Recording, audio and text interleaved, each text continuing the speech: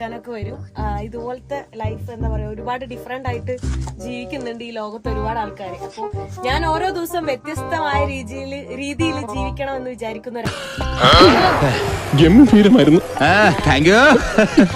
നീ വല്ലാണ്ട് വളർന്നവല്ലേ.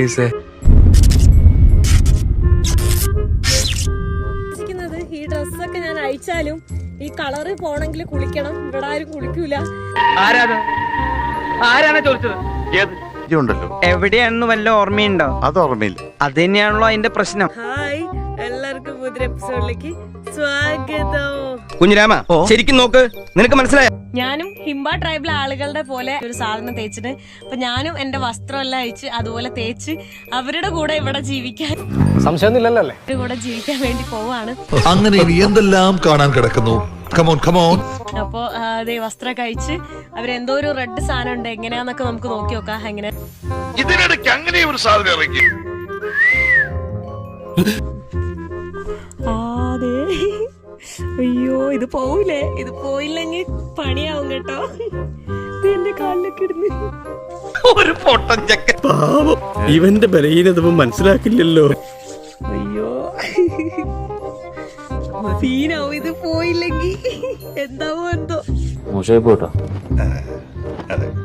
ഭയങ്കര മോശമായി പോയി.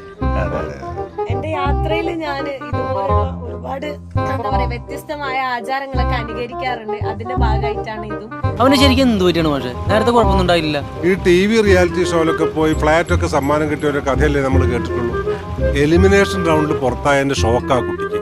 ലൈഫ് എന്താ പറയാ, ഒരുപാട് ഡിഫറെന്റ് ആയിട്ട് ജീവിക്കുന്നുണ്ട് ഈ ലോകത്ത് ഒരുപാട് ആൾക്കാർ. അപ്പൊ ഞാൻ ഓരോ ദിവസം വ്യത്യസ്തമായ രീതിയിൽ ജീവിക്കണം എന്ന് വിചാരിക്കുന്ന ഒരാളാണ്. ഞാൻ വ്യത്യസ്തനായിരിക്കുന്നു. I am different person in the world. ശരീരത്തില് നല്ല വെയിറ്റ് ഉള്ള ഓരോ സാധനങ്ങളൊക്കെയാണ് അവരിടുന്നത് കേട്ടോ. എന്റെ അമ്മോ, ഇത്ര ചെറുപ്പത്തിലെ ഇമാതിരി ടെൻഷൻ കൊടുത്ത ആർക്കായാലും ഭ്രാന്താവില്ല. എന്റെ അമ്മോ നല്ല വെയിറ്റ് ഉണ്ട് കേട്ടോ. ഈ അരയിലിടുന്നതിനൊക്കെ നല്ല വെയിറ്റ് ആണ്. ഇതിനൊന്നും കൊള്ളുകയില്ലെന്ന് നീ വീണ്ടും വീണ്ടും തെളിയിച്ചിരിക്കുകയാണ് എന്റെ വിചാരം. ഫൈനൽ ലുക്ക് കേട്ടോ, നല്ല വെയിറ്റ് ഉണ്ട് ഇതിന്. എന്റെ അമ്മോ സമ്മതിക്കണം, ഇതിട്ടിട്ടാണ് അവര് കിടന്നുറങ്ങുന്നത്.